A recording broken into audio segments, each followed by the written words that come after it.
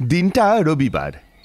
অন্যান্য ছুটির দিনগুলোর মতো সকালবেলা তাড়াতাড়ি বেরিয়ে আমি আর কিশোরী হাঁটা দিলাম মঠ লেনে ঠাকুরমশাইয়ের বাড়ির দিকে।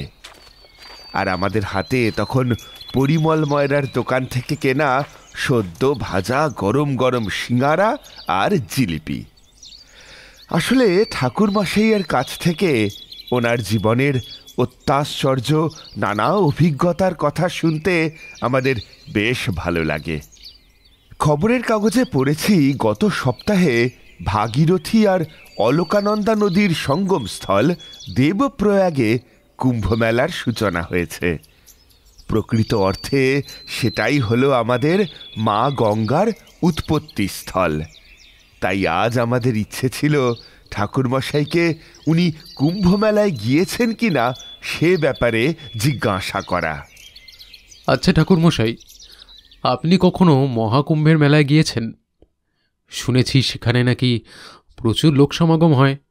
হয় বই কি, তোমরা একদম ঠিকই শুনেছ। আমি একবার সেখানে গেছি আর নিজে চোখেই সেবার দেখেছিলাম সেই মহাকুম্ভের মেলার চিত্র। লক্ষ লক্ষ সনাতনী হিন্দু সাধুদের এসে জড়ো হতে দেখেছিলাম সেই কুম্ভ মেলায়। আসলে কি জানো তো, প্রত্যেকটি মানুষ যারা হিন্দু ধর্মের ওপর বিশ্বাস রাখেন তাদের কাছে এই মহাকুম্ভ একটা বিশেষ মাহাত্ম্য নিয়েই থাকে। হ্যাঁ, সে তো বটেই। আচ্ছা ঠাকুরমশাই, ওখানে নানা সম্প্রদায়ের সাধু মহারাজরাও তো আসেন, তাই না?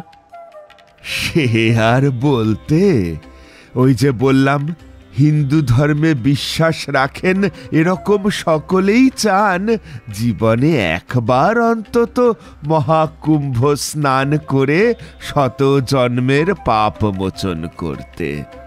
তাই লোক সমাগম সেখানে হয় মাত্রাতিরিক্ত। তবে যাই বলো, কুম্ভের মেলার মূল আকর্ষণ কিন্তু নাগা সাধুরাই। আচ্ছা, আপনি কখনো প্রয়াগে গেছেন? আমি গিয়েছিলাম দেবপ্রয়াগে। অলকানন্দা আর ভাগীরথী নদীর সঙ্গমস্থলে সেবার কুম্ভ আয়োজিত হয়েছিল। আমি সেখানে দিন তিনেক ছিলাম, বুঝলে। আচ্ছা ঠাকুরমশাই, আপনি সেবার দেবপ্রয়াগে এমন কোনো ঘটনার সম্মুখীন হননি যেটা আপনার মনে কোনো বিশেষ ছাপ ছেড়ে গেছিল? কি বলছো তোমরা? সে আবার হবে না? কুম্ভ মেলা মানেই তো লক্ষ লক্ষ সাধু সন্তদের সমাগম।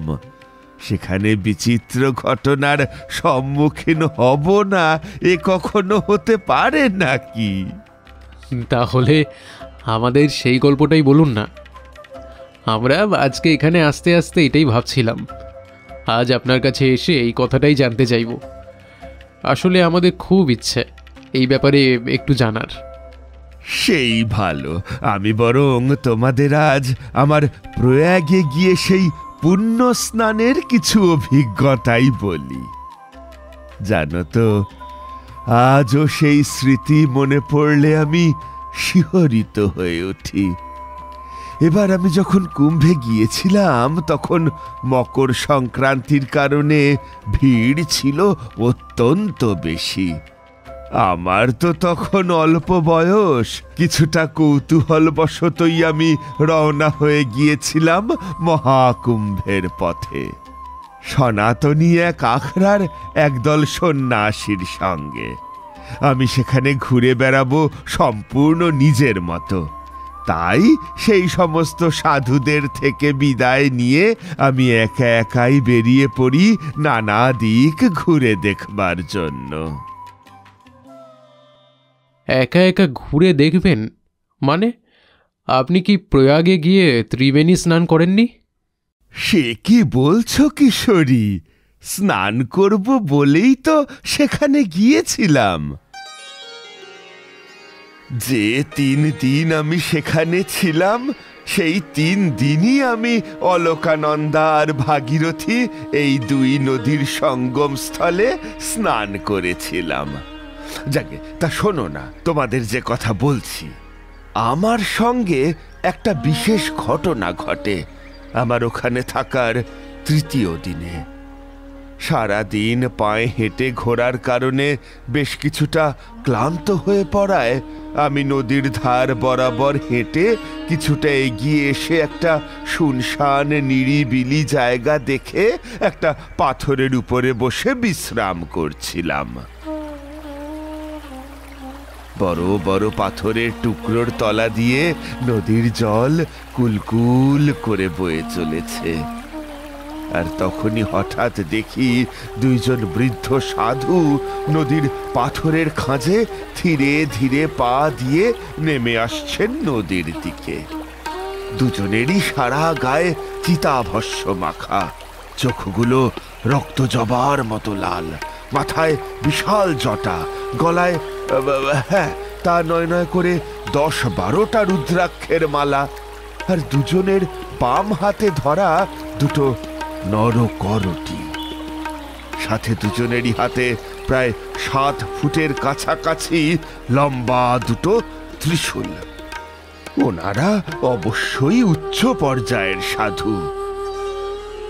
তাহলে ঠাকুরমশাই, আপনি আমাদের সেই সাধু মহারাজদের কথাই বলুন না, যাদের মধ্যে আপনি সেই উচ্চ পর্যায়ের তেজ ও দীপ্তি দেখতে পেয়েছিলেন।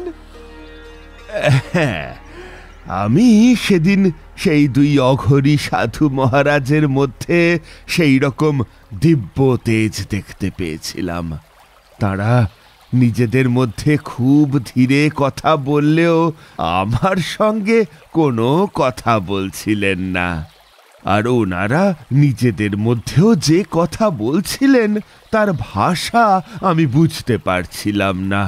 মনে হচ্ছিল যেন কোনো প্রাচীন ভাষা, সেটা না সংস্কৃত না ব্রাহ্মী। আর আমাদের বাংলা ভাষার সঙ্গে তো তার বিস্তর ফারাক। তবে তাদের কথা শুনে আমার মনে হলো তারা সাধনার বিশেষ কোনো একটা পর্যায় নিয়েই কথা বলছিলেন। ওনারা যে আমাকে দেখতে পেয়েছেন সেটা আমি বুঝতে পেরেছিলাম। তবে আমাকে তারা বিন্দু মাত্র পাত্তা দিলেন বলে মনে হলো না। ওনারা ধীরে ধীরে পুণ্যতোয়া অলকানন্দার বুকে নেমে গেলেন, আর কোমর অবধি জলে দাঁড়িয়ে 2 হাত মাথার উপর তুলে হাত জোর করে চিৎকার করে উঠলেন, হর হর মহাদেব, হর হর মহাদেব, জয় জয় ত্রিলোকনাথ শিব শম্ভু। আমি ভেবেছিলাম মহাদেবের নামে জয়ধ্বনি দিয়ে ওনারা হয়তো ডুব দিয়ে স্নান করতে যাবেন, কিন্তু আমি অবাক হয়ে দেখলাম ওনারা সেটা করলেন না। কোমর অবধি জলে দাঁড়িয়ে কিছুক্ষণ বিড়বিড় করে কি একটা মন্ত্র পড়ে আবার জল থেকে উঠে আসতে লাগলেন। ব্যাপারটা আমার খুব অবাক লাগলো। আমি কৌতূহলী দৃষ্টিতে তাঁদের দিকে তাকিয়ে দেখতে লাগলাম। আর ওনারা উঠে আসার পথে যখন আমার দিকে তাকালেন, তখন আমাকে ওভাবে ওনাদের দিকে তাকিয়ে দেখতে দেখে একবার থমকে দাঁড়ালেন। কিছুটা মৃদু হেসে নিজেদের মধ্যে কিছু কথা বললেন, তারপর আবার পাথর বেয়ে বেয়ে উপরে উঠে গেলেন। বুঝলে কিশোরী, এই ব্যাপারটা আমার ভারী অদ্ভুত লাগলো।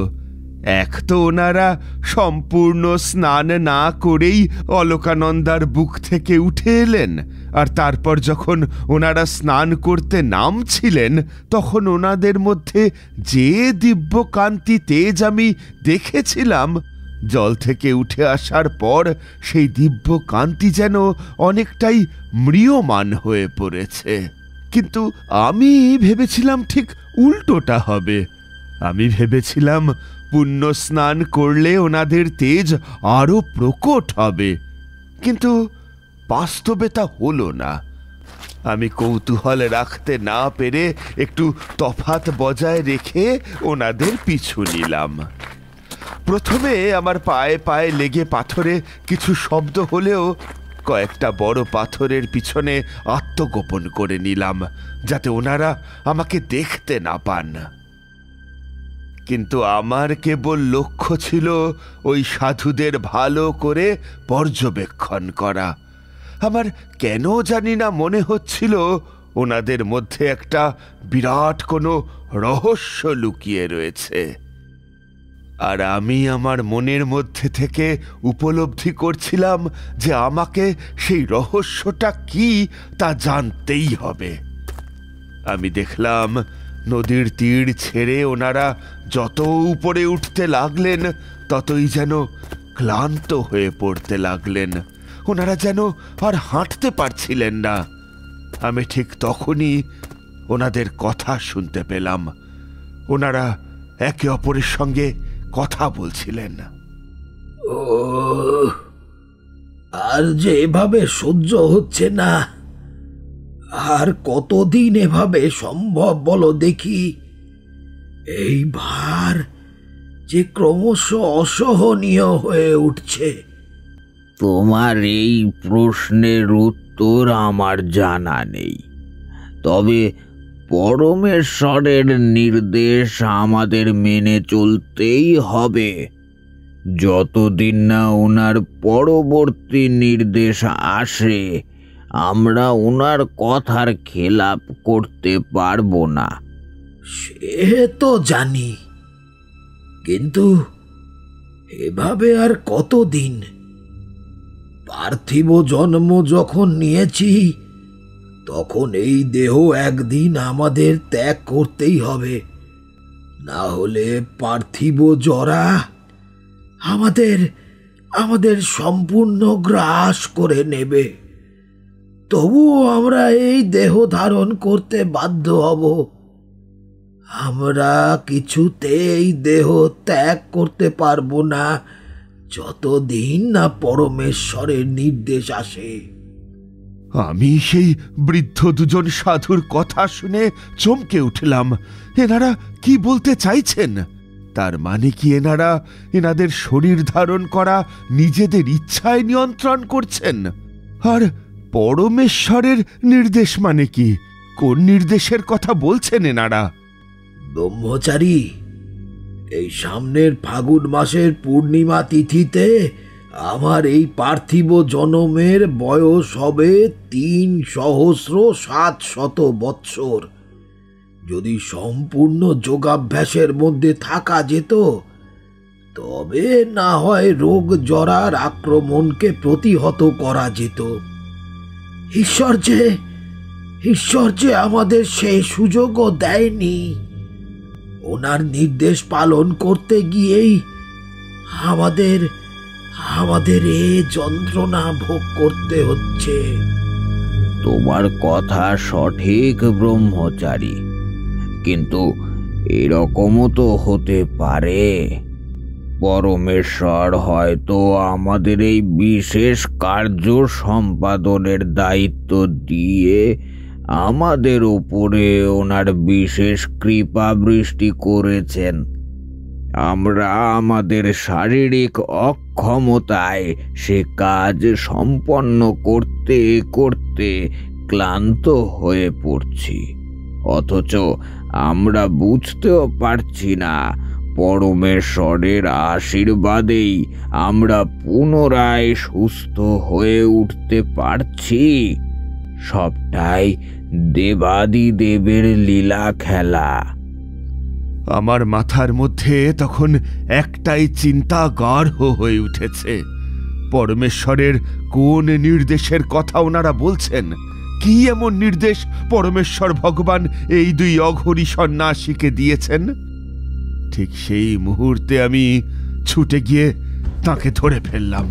আমি তাঁর উদ্দেশ্যে বললাম, সাবধানে সাধু মহারাজ, একটু অসাবধান হলে তো আপনি পড়ে যেতে পারতেন, আর তাহলে আপনার আহত হওয়ার যথেষ্ট সম্ভাবনা ছিল।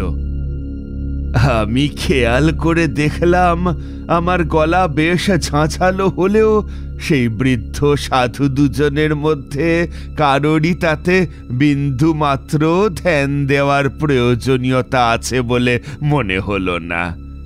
আর তাঁরা ঠিক আগের মতোই নির্বিকার রইলেন।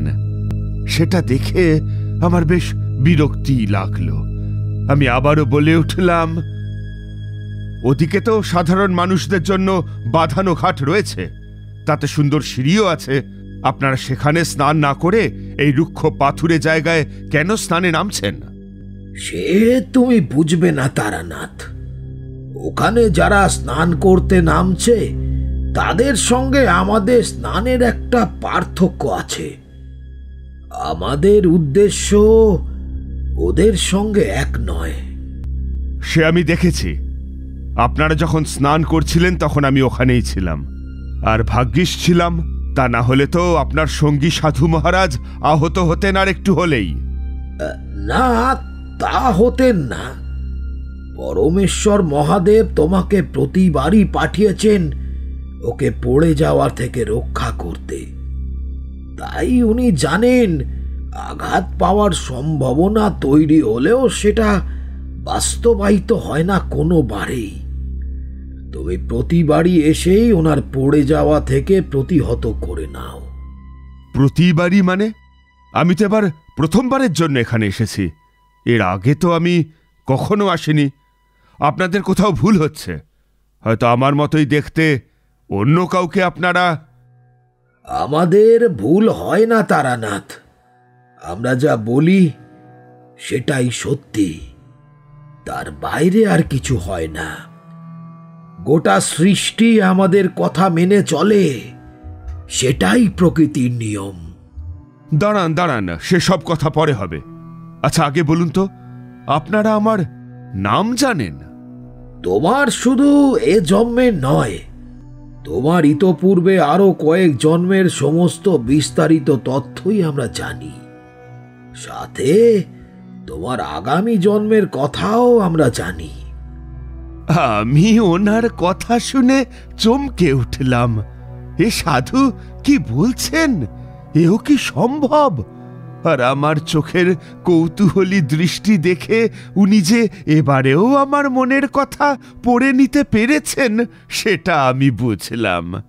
উনি স্মিত হেসে বললেন,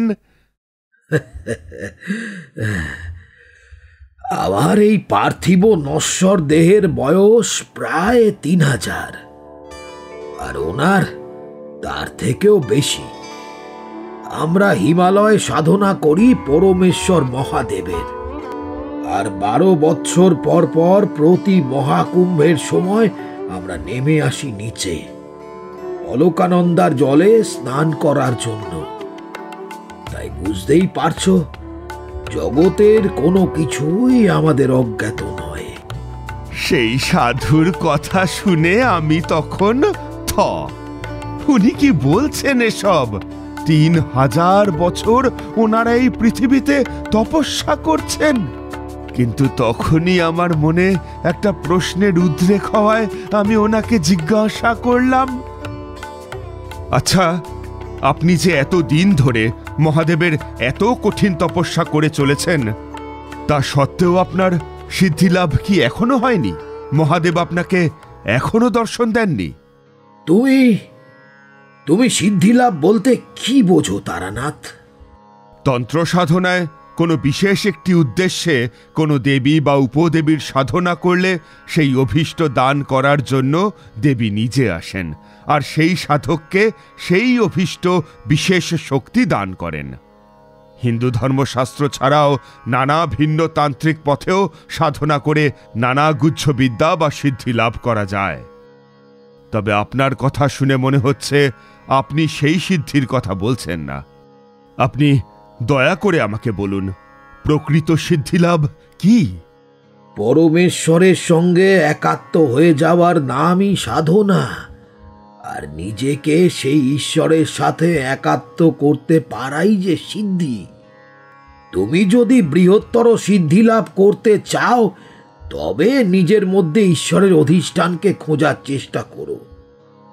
আর যে মুহূর্তে তুমি নিজের মধ্যে আরাধ্য পরমেশ্বরের উপলব্ধি করতে পারবে, সেই মুহূর্তেই তুমি বুঝতে পারবে পরমেশ্বরের মধ্যেও তুমি অবস্থান করছো। আর সেটাই প্রকৃত সিদ্ধি। আত্মার সঙ্গে মিলন ঘটবে পরমাত্মার। উপলব্ধিটাই আসল। বুঝতে পারলে তারানাথ? আচ্ছা, তাহলে কোনো বিশেষ শক্তি বা বিদ্যা লাভ করার জন্য যে সাধনা করা হয় তাতে সিদ্ধি লাভ হয় না? কেন হবে না? সেগুলো সিদ্ধি, সেই বিশেষ উদ্দেশ্যের সিদ্ধি। তবে এই সিদ্ধি তোমাকে পরমেশ্বরের সঙ্গে একাত্ম করার জন্য যথেষ্ট নয়। তবে হ্যাঁ, পরমেশ্বরের সান্নিধ্য লাভ করার জন্য এই সিদ্ধি পথ প্রস্তুত করতে পারে মাত্র। সাধু মহারাজ, আমি আপনার কথা সঠিক বুঝতে পারলাম না। যদি একটু বিস্তারিত বলেন তবে আমার বুঝতে সুবিধা হয়। দেখো তারানাথ, যখন কোনো সাধক সাধনার বিভিন্ন ধাপ পার হয়ে ক্রমশ উচ্চতর সাধন মার্গের দিকে এগিয়ে যায়, তখন তাকে প্রতি মুহূর্তে নানা বাধার সম্মুখীন হতে হয়। আর সেই বাধা আসে নানা অপয়া শক্তির কাছ থেকে, যারা প্রতিনিয়ত আমাদের চারপাশে ঘিরে রয়েছে। আর তারা প্রতিনিয়তই চাইছেন আমাদের সাধনার পথ থেকে ভ্রষ্ট করে তাদের সাথে নিয়ে যেতে, নানান প্রলোভনের পথ দেখাতে। আর তার হাত থেকে নিজেদের রক্ষা করার জন্যই আমাদের কিছু তান্ত্রিক সিদ্ধান্তর প্রয়োগ করতে হয়। হ্যাঁ, আমি জানি, মারণ, উচাটন, বশীকরণ। তোমরা সেগুলোই জানো, কিন্তু আমি যে তন্ত্রবিদ্যার কথা বলছি সেই বিদ্যার নাম হলো হামুড়ি সাধনা। হামুড়ি সাধনা? সেটা কিরকম বিদ্যা সাধু মহারাজ? আমি এই ব্যাপারে কিছুই জানি না যে। সে বিদ্যার কথা তোমাকে বলার আগে আমি তোমাকে একটি দিব্য দৃষ্টি দিচ্ছি, তবে তা ক্ষণিকের জন্যই। তুমি এই মুহূর্তে যা কিছু দেখবে তা স্বাভাবিক বুদ্ধিতে হয়তো ব্যাখ্যা করতে পারবে না। এই কথা বলেই সেই সাধু মহারাজ আমার ভ্রু যুগলের মধ্যে ওনার তর্জনী দিয়ে একবার স্পর্শ করলেন। আমি চোখ বন্ধ করা অবস্থাতেও দেখতে পেলাম এক আশ্চর্য দৃশ্য।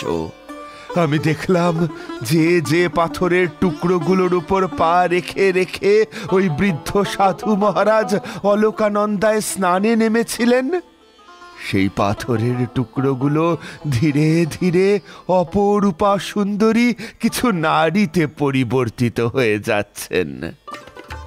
আর তারপর সেই সাধু মহারাজের উদ্দেশ্যে প্রণাম জানিয়ে তারা নদীর জলে সাঁতার কাটতে কাটতে ঢেউয়ের তোড়ে ভেসে যেতে থাকলেন।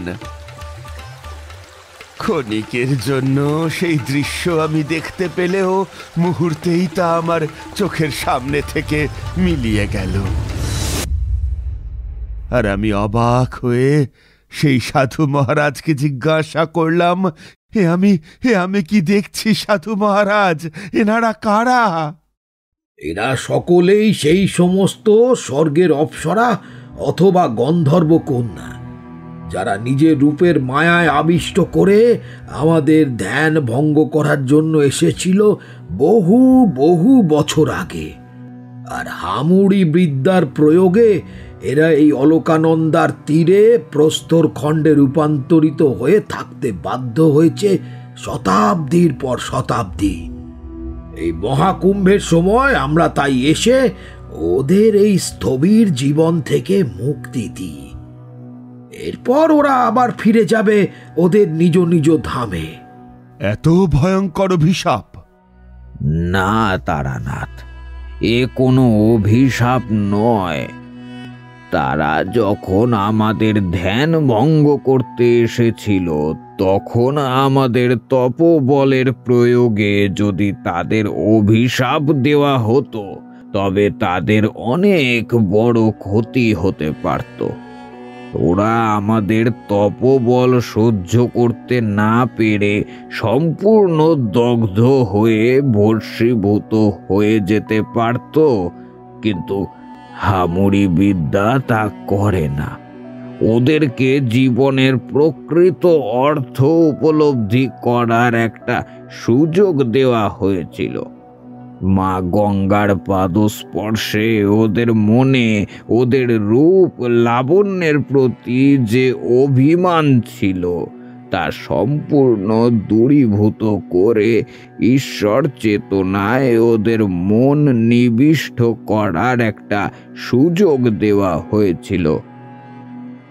আর যখন ওদের সেই উপলব্ধি হয়েছে, তখন ওরা মুক্তি লাভ করেছে এই এই মহাকুম্ভের পুণ্যতিথিতেই। কিন্তু মহারাজ, এখানে পড়ে থাকা পাথরের সংখ্যা তো লক্ষ লক্ষ, অথচ তার থেকে মুক্তি লাভ করেছে মাত্র কয়েকজন। তাহলে বাকিরা? বাকিদের যে এখনো পরমেশ্বরের প্রতি চেতনা জাগ্রত হয়নি তারানাথ। তাদের মনে এখনো অহংকার আর দম্ভ জমাট বেঁধে আছে, আর সেটাই তাদের এখনো পাথর করে রেখেছে। তবে পাথর হয়ে থাকাটা প্রতীকী। সৃষ্টির এরকম অনেক কিছুই তারা হয়ে রয়েছে, যাদের মধ্যে ঈশ্বর চেতনা নেই, জ্ঞানের আলোর প্রকাশ নেই। তাহলে এদের মুক্তি কি করে হবে সাধু মহারাজ? কে এদের মুক্ত করবেন? দেখো তারানাথ, ভগবান সূর্যনারায়ণ সকলকেই তার জ্যোতি প্রকাশ সমান মাত্রায় দান করেন, কিন্তু কে সেই জ্যোতি গ্রহণ করে মনকে আলোকিত করবে, আর কে তা বর্জন করে নিজেকে অন্ধকারে আবৃত করে রাখে, সে সিদ্ধান্ত তো তাকেই নিতে হয় বাবা। এটাই যে প্রকৃতির নিয়ম। ঈশ্বর কোনো ব্যক্তির স্বাধীন চিন্তা সত্তায় কখনো হস্তক্ষেপ করেন না। সাধু মহারাজ, একটা প্রশ্ন করব। আমি দেখলাম আপনারা নদীর জলে সম্পূর্ণ অবগাহন করলেন না। আপনারা শুধুমাত্র কোমর পর্যন্ত জলে নেমে উঠে এলেন কেন? লক্ষ লক্ষ পুণ্যার্থী নিজেদের সঞ্চিত পাপ এই নদীর বুকে ত্যাগ করে নিজেরা পাপ মুক্ত হয়ে নদী থেকে উঠে যায়। এবার ভাবো তো তারানাথ, এই এত বিপুল পরিমাণ পাপের ভার এই নদী বহন করে কি করে? এই পাপের ভারে নদী যে কলুষিত হয়ে এর গতি সম্পূর্ণ স্তব্ধ হয়ে যাবে, সে প্রতিকার কাউকে না কাউকে তো করতে হবে নাকি? আমি ওনার কথা শুনে চমকে উঠলাম। তার মানে কি আপনারা নদী থেকে সেই পাপের ভার দূর করছেন নিজেরা তা গ্রহণ করে? পরমেশ্বরের যে সেই রকমই নির্দেশ তারানাথ। জগৎকে বিষক্রিয়ার জ্বালা থেকে মুক্তি দেওয়ার জন্যেই তো মহাদেব হলাহল পান করেছিলেন। সে কথা কি তুমি ভুলে গেছো? সৃষ্টির আদি থেকে এইভাবেই যে শত শত পুণ্যাত্মা পৃথিবীর সঞ্চিত পাপের ভার বহন করে এসেছেন পৃথিবীকে কলুষ মুক্ত করতে, আর এভাবেই করে যেতে হবে এই কল্পের শেষ পর্যন্ত। আমরা বিধাতার সেই মহান কর্মের দুজন সামান্য যোদ্ধা মাত্র। কিন্তু আপনারা তো সম্পূর্ণ অবগাহন করলেন না, তাহলে কিভাবে তা শোষণ করলেন?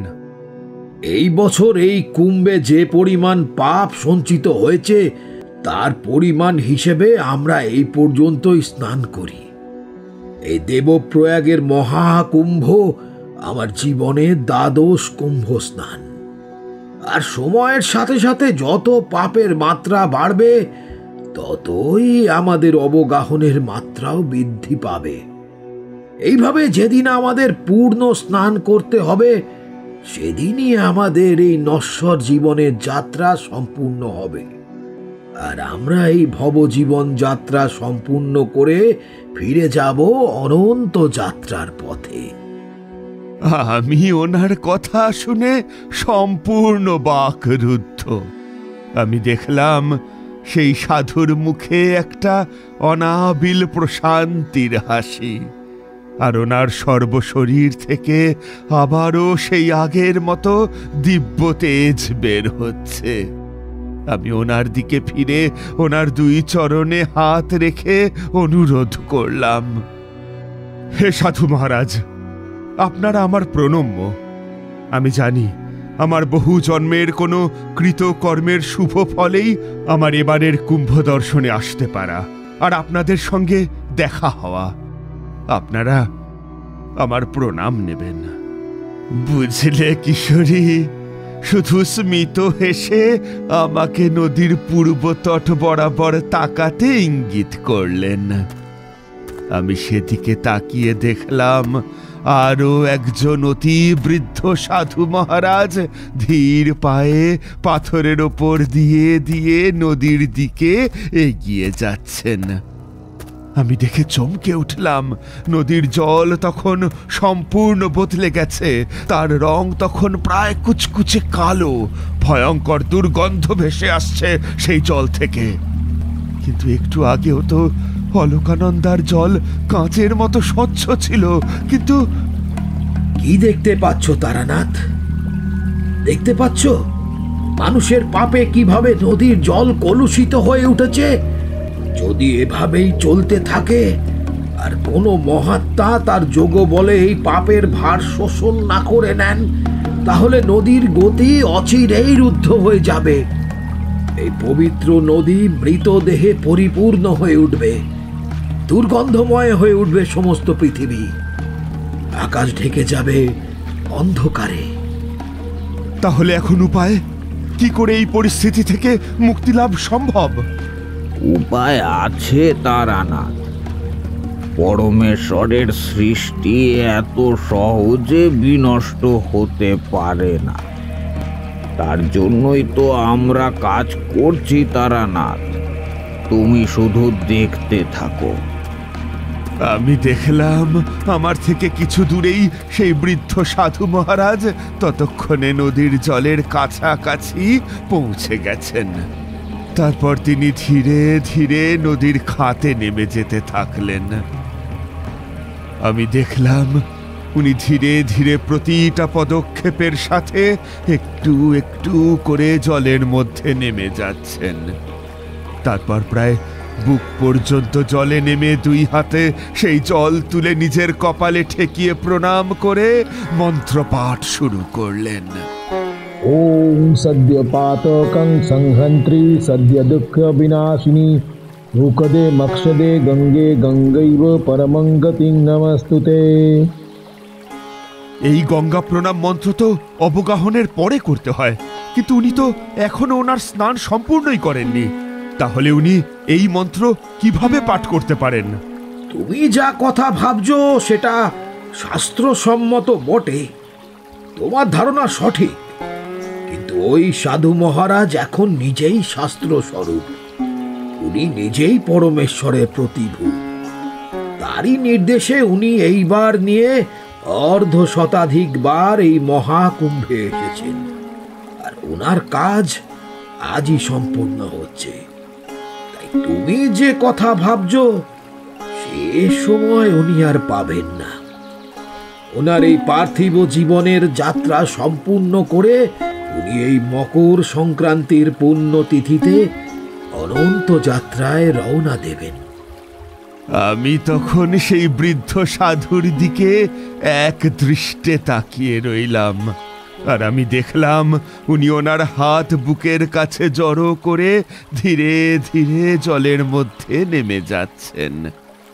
আর নদীর জল ধীরে ধীরে তার সমস্ত কালিমা ত্যাগ করে স্বচ্ছ হয়ে উঠছে, যেন সেই তিনি তাঁর যোগ বলে সমস্ত পাপের ভার নিজের মধ্যে টেনে নিচ্ছেন।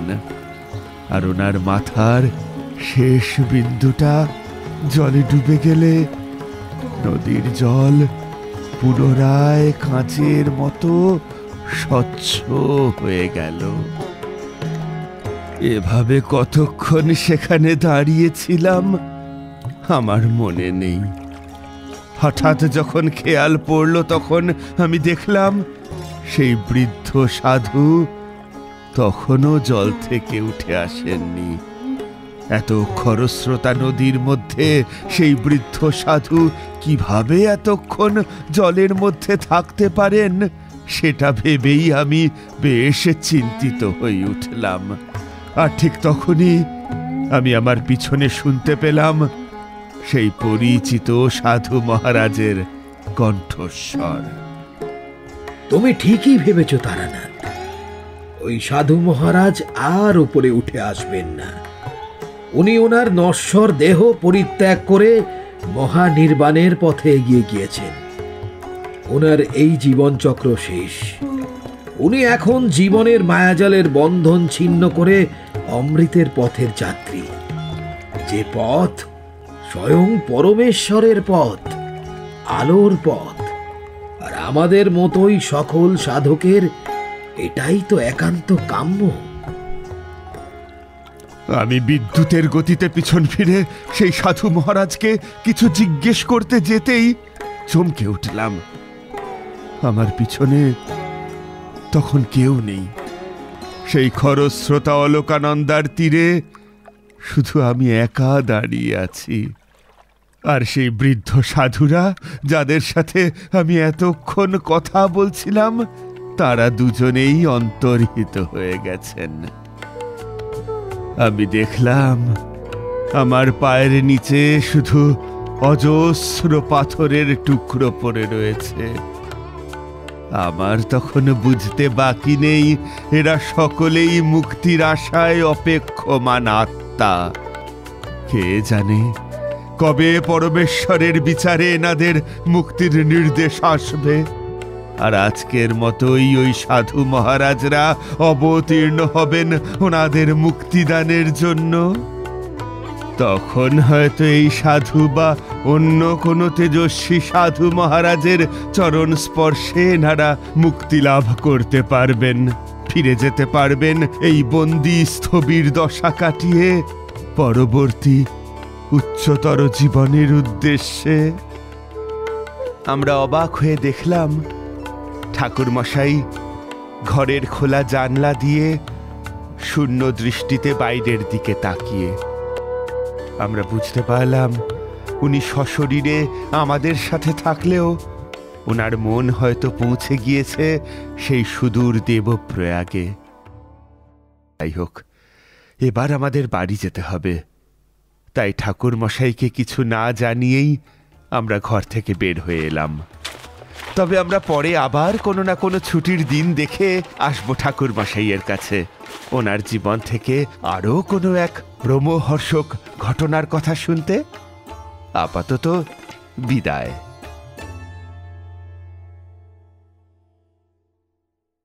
আমাদের এই গল্প যদি আপনাদের ভালো লেগে থাকে তাহলে অবশ্যই লাইক করবেন এবং শেয়ার করবেন। যারা চ্যানেলটিতে নতুন তারা অবশ্যই সাবস্ক্রাইব করুন। শুধু বেল আইকনটি টিপে নোটিফিকেশন অন করে দিন যাতে আমাদের পরবর্তী কাজগুলোর খবর সবার আগে আপনার কাছে পৌঁছয়। ধন্যবাদ।